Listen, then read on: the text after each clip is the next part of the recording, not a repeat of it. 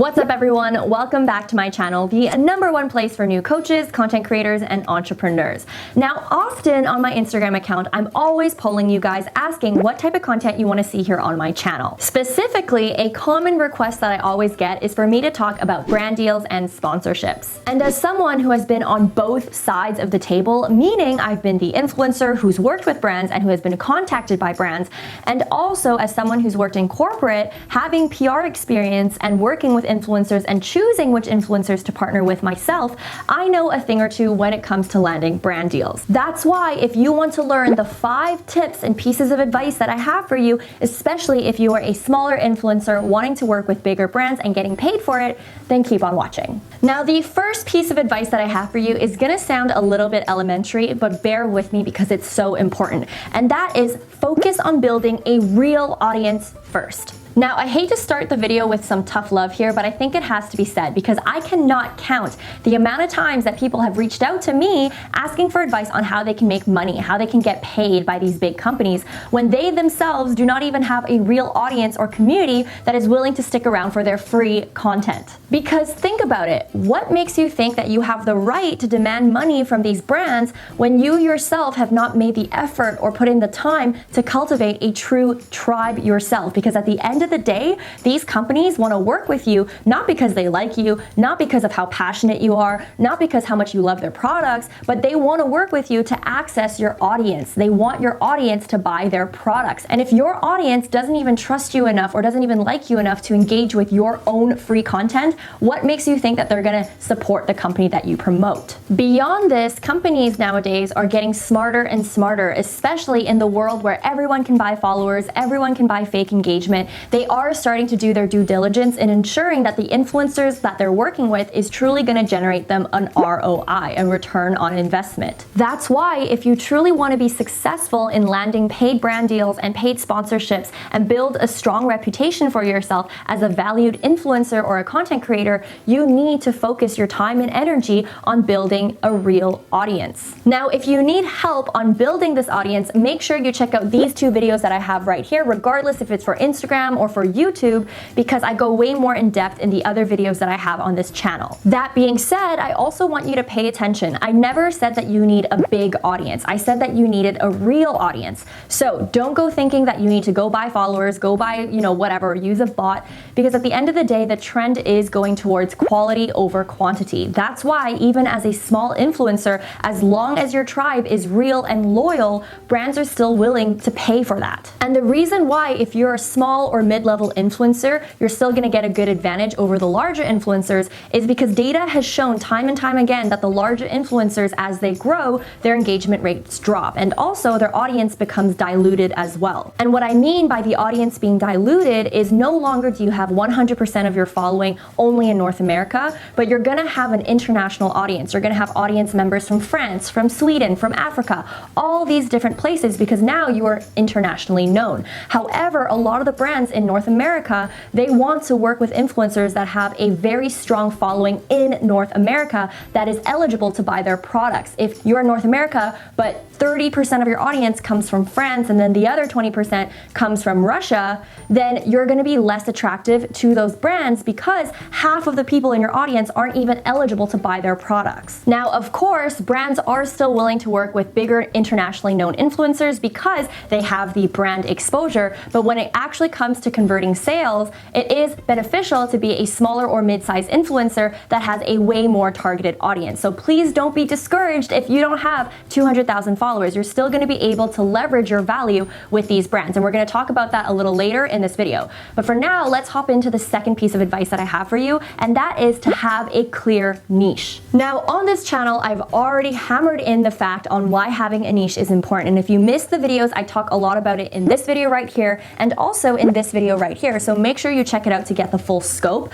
But I'm going to say it again, having a niche really does come to your advantage, especially when it comes to landing paid brand sponsorships. Like I said earlier in this video, brands want to work with you not really because of you, but because of your audience. And if you can guarantee that your audience is the perfect fit for that brand, they're going to be willing to partner with you again, and they're also going to be willing to compensate you. Let me give you an example. My channel or my brand has a very clear niche. niche. I do things centered around entrepreneurship, starting a business, social media, and all of that. And because I'm very consistent with the content that I deliver, I'm naturally going to attract that type of audience who is also interested in entrepreneurship, starting a business, and leveraging social media. As a result, about 80% or even almost 90 to 100% of my audience members I know are guaranteed to enjoy these type of topics. And that's going to allow me to leverage myself a lot better with brands that are looking for this type of demographic. This is why on my channel, you'll see me recommending a lot of business software companies, a lot of services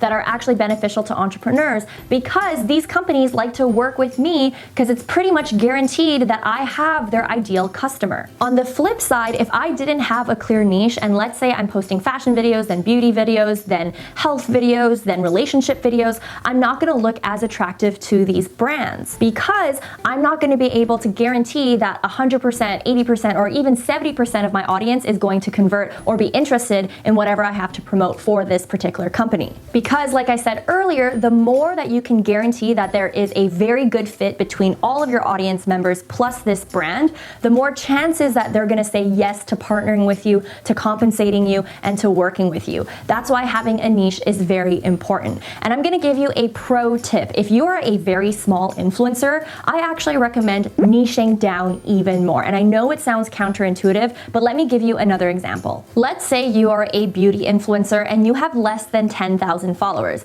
If you choose to be a one-size-fits-all, meaning that you do videos for everything and anything under the sun of beauty, it's going to be a lot more harder for you to pitch to these companies on why you're the perfect fit. However, if you choose to niche down and instead of doing beauty for everyone, you're now focusing on doing beauty specifically for women who suffer with acne, you're then going to be a lot more attractive to companies who also sell to this type of audience, because you're basically guaranteeing that about 100% of your audience members are going to be a perfect fit for the brand that you're thinking of working with. With that being said, if you're a small influencer and you don't have the vanity metrics to back you up like a big influencer would, niching down and being very clear on attracting a specific and targeted type of audience is going to bring you more leverage when it comes to negotiating with these brands. Because at the end of the day, like I said earlier in this video, brands care about having a good return on investment. They wouldn't be paying you $1,000, $2,000, $100, doesn't matter, of dollars if they don't think that they're going to make it back by having you promote their products. With that being said, let's talk about pitching.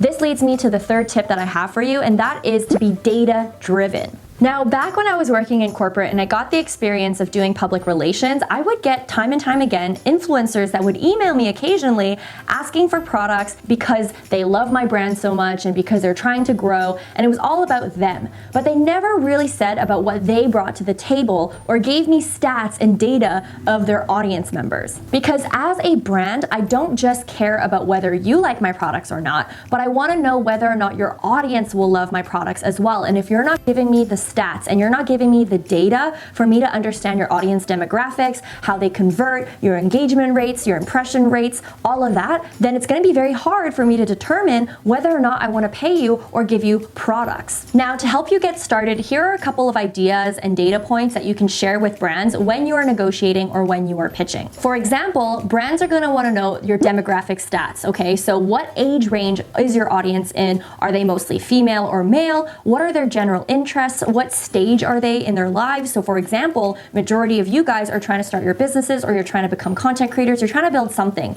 And therefore, many of you are in the beginning stages. And that's why a lot of brands that I appeal to are also targeting you guys who are still building up and who are still probably going to need the software, the tech, the tools in place to help you grow your businesses. Be very specific on this audience type that you've attracted with your channel or with your platform. And like I mentioned earlier on in this video, location is very important as well. If you are pitching to a company that's in Canada, they're probably going to want to know whether or not majority of your audience is also in Canada as well. If you're pitching to a company in Germany, they're going to want to know whether or not majority of your audience is in Germany or not. That's why for me, I only work with brands that are in North America because 80% of my audience is from North America. Not only this, if you've ever had affiliate links, a really great thing to look at is your conversion rate or your click-through rates, and leveraging this data to these brands saying, hey, whenever whenever I use an affiliate link, I have X amount of conversion. I have X percentage of a click-through rate, and that is higher than industry standard. So you know, and you're guaranteeing that people actually buy from you. These are really great creative ways to leverage data in order to spin it and position yourself as someone of value. Not only this, you also want to consider whether or not you're on other platforms as well. Do you have an Instagram? Do you have a YouTube? Do you have a blog? Do you have an email list? Do you have a Facebook group? These are things that you can also leverage, and especially if you are a smaller on a certain platform, you can leverage your other platforms and increase the value as a whole. So let's say for me on Instagram, I have like 35,000 followers, and compared to an influencer that has 100,000 followers, I'm considered a lot smaller. However, I still charge a lot if I were to ever do something paid on my Instagram because I have an email list, I have a blog post, I have my YouTube channel, I have my own business, I have a very loyal following. There's all these other factors that jack up my prices because it's not just Instagram that you're looking at, you're also looking at my other platforms as well. Nowadays as well, because there's just so much fakeness on the internet, I always also like to attach my Social Blade stats to prove my authenticity. And this is something that I think is going to be very beneficial and really shows your integrity if you straight up share your Social Blade stats with that brand so that you're letting them know that you are someone that they can trust and someone that is steadily growing. Now at this point in the video, as we're talking about data and stats, I also have another pro tip, especially for you smaller influencers out there. And that is, instead of focusing on your followers, try to focus on your impression rate. And the reason why I say this is just because you have followers doesn't mean you have influence. And if you're actually measuring your success based on impressions, that's showing to these brands how many times your content was actually seen. Let me give you a concrete example. Now, we all know Kim Kardashian and Kylie Jenner, right? Not all of us actually needs to hit the follow button in order to see their content. Maybe some of us will actually creep their profile time to time and look at their content. Maybe we'll just see it on our explore feeds and all of that. That truly shows that Kylie Jenner and Kim Kardashian have a lot of influence because they're able to garner a lot of impression. We don't all have to follow them in order to see their content. And that's why I personally feel like impressions is a lot better of an indicator of how far your content actually goes. So all in all, what I'm trying to get at here when it comes to being data driven is you cannot just email a company and beg them for free product and beg them to pay you and talk all about me.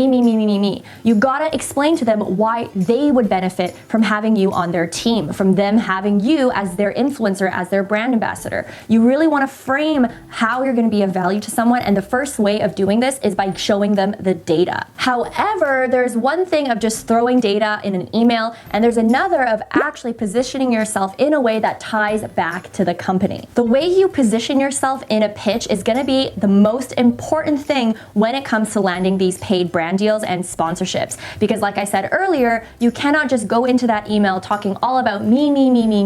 You gotta be able to position yourself in a way that benefits the company. Just like going into an interview, you're not going in begging for the position. You're not going in talking all about how much this position is going to help you, how excited you are for all the trainings you're gonna get. Instead, you're gonna walk into this interview and tell them, hey, this is what I can do for your company. This is what you're gonna see. These are the results that you could get. These are the benefits of you actually hiring me. And that's gonna give you a bigger chance of actually landing the job versus sitting there talking about how the job is gonna benefit you. You always want to tie it back to the company every single time. Now, as you guys all know, I recently did a partnership with Blinkist in this video right here, and I'm gonna share with you a snippet of something that I had sent them in an email. I wrote, I have a niche channel of an audience that is dedicated to personal development, social media, and entrepreneurship. So right from the get-go, I'm explaining my audience interests. This means Blinkist will be getting targeted traffic from an audience that would genuinely care about your service. My community are those who care about their career development, and many of them aspire to start their own online businesses or become content creators that have businesses.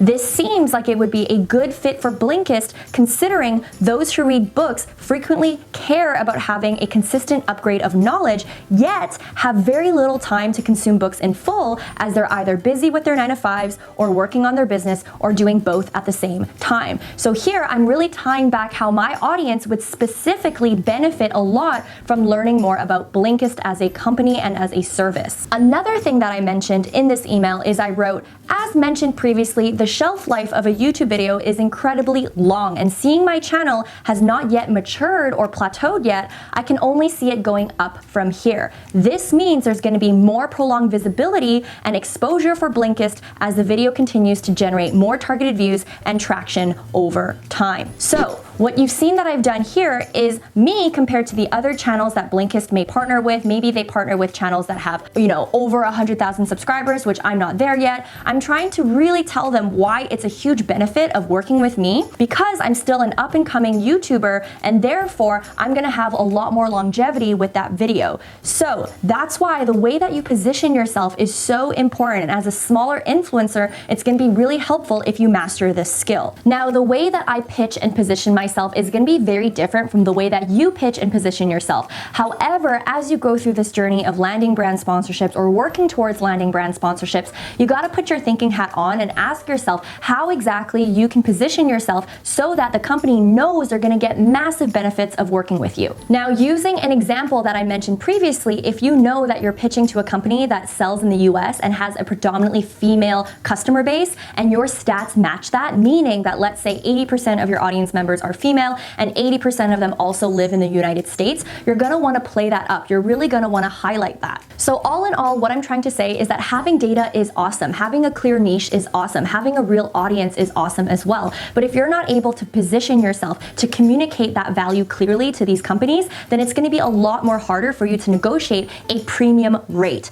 which leads me to my next advice, and that is know your worth. When it comes to pricing, I know a lot of people stress about it, and so did I. I had no idea how much to charge for a video, how much to charge for a shout out, all this stuff. And because I have my own business, I'm not really someone who focuses a lot on brand deals in general. However, I can totally understand why this is a stressful topic. But at the end of the day, you gotta realize your worth. You gotta understand that these companies wanna work with you for a reason. They're there to use you as an advertising platform that otherwise would have costed them a lot if they used traditional advertising like TV, YouTube ads, and all of that. And that's why there is so much money to be made in the influencer space. Also, you gotta recognize that these brands are probably making a lot more money thanks to your recommendation, because your audience members are gonna end up buying the products that you shout out. For example, you'll notice that in my YouTube description box, I have a lot of affiliate links to Amazon. And to date, I've generated thousands of dollars for Amazon,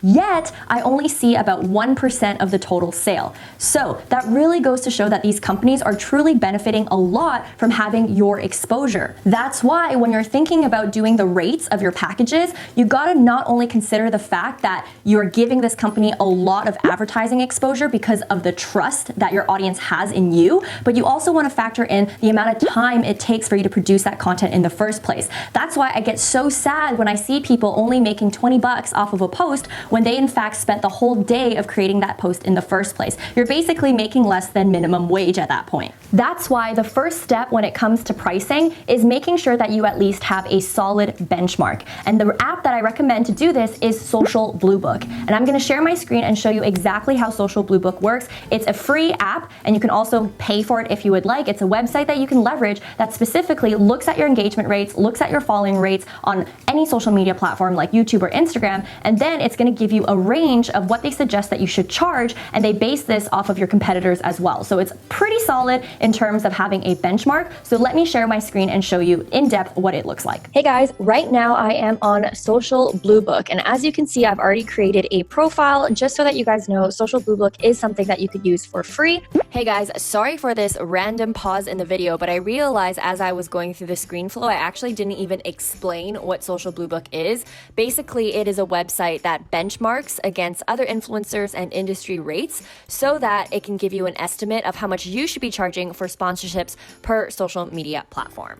With that out of the way, let's just get right back into the screen flow. However, if you choose to do it for free, you can only link one social media platform at a time. So if you wanted to see your stats for Instagram or stats for YouTube, you either have to pay so that you can add more accounts, or you can simply just create new accounts, which is kind of what I did. But basically, I want to quickly show you the interface for Social Blue Book. You go into your profile here. Once you've connected to your profile, you can then add your platforms. In my case, I've chosen to add my YouTube channel. And here you can see the amount of subscribers I have, the amount of views per video. And here it's going to show the suggested price. Then afterwards, what you can also do is choose the type of upload that you might be doing for that company. So if it's a dedicated upload, for me, it's telling me that my range is around 1,000 to 5,000. If it's just a shout out, it's also going to adjust the prices accordingly. And now you'll see that it goes from 500 to 1,000.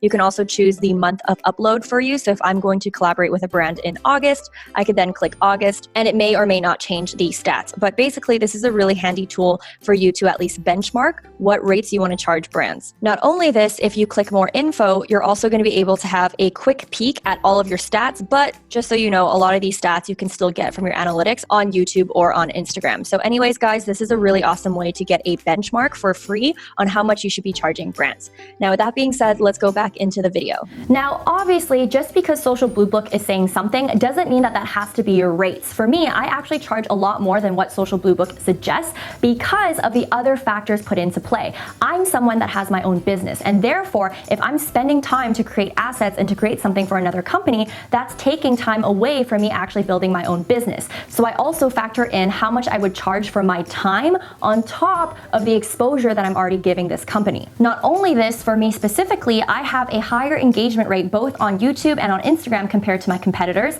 I'm someone who is new and up and coming, which makes me even more attractive. And also I have other platforms that I leverage as well, such as my Facebook group, my Instagram, my YouTube, my email list. I have a weekly blog post, I have a weekly newsletter, and therefore all of that combined is gonna jack up my value like I mentioned earlier on in this video. So with that being said, using something like Social Blue Book is gonna give you a really solid base, but there's obviously other factors that you wanna put into play in order to jack up your prices and in order to get a better rate for yourself. Now, a common question that I get when it comes to sponsorships and brand deals is a lot of people don't wanna be a sellout. You don't want to sell too early to your audience. You don't want to make your audience feel uncomfortable. You don't want your audience to feel like you can be sold or that you can be bought by money. And that's why I want you to hit the notification bell, because in the next video, we're going to talk all about it. We're going to talk about when exactly is the right time to sell to your audience. For me, I didn't sell to my audience for half a year. And then afterwards, I started to talk about my own programs. And now I'm at a place where I finally feel comfortable enough to actually accept brand deals, because for a very long time,